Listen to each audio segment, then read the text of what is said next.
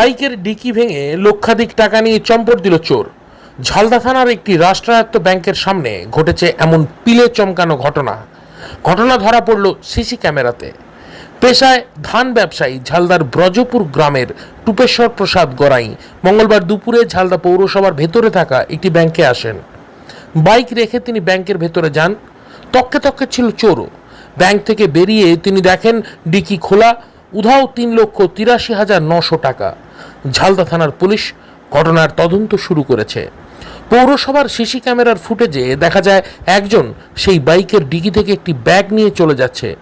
দিনে দুপুরে এরকম চুরির ঘটনায় স্তম্ভিত এলাকাবাসী।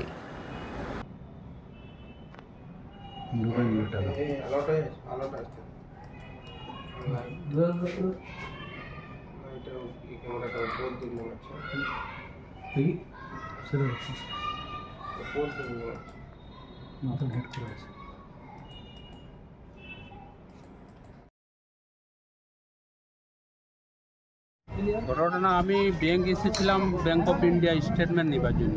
আমার টিকিতে কিছু টাকা ছিল, আমি গাড়ি দেখে চলে গেছিলাম। ব্যাংক থেকে যখন বার হই আমি দেখি আমার থলিটা নেই।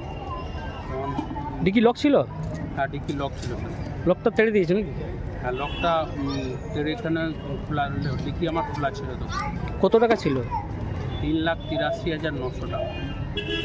এত টাকা কিভাবে আপনি পেলেন বা কি করেন আপনি?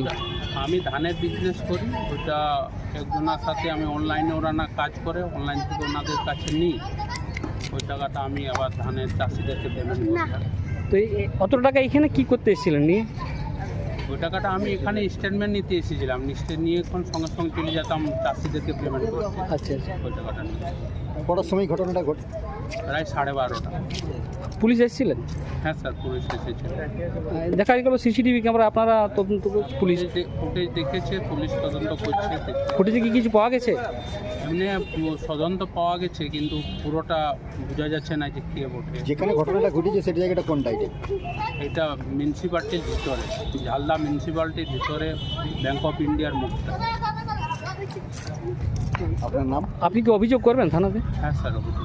কি নাম আপনার? টুপেশ্বর প্রসাদ গড়াই। কি নাম? টুপেশ্বর প্রসাদ গড়াই, কোথায় বাড়ি? ভোজপুর।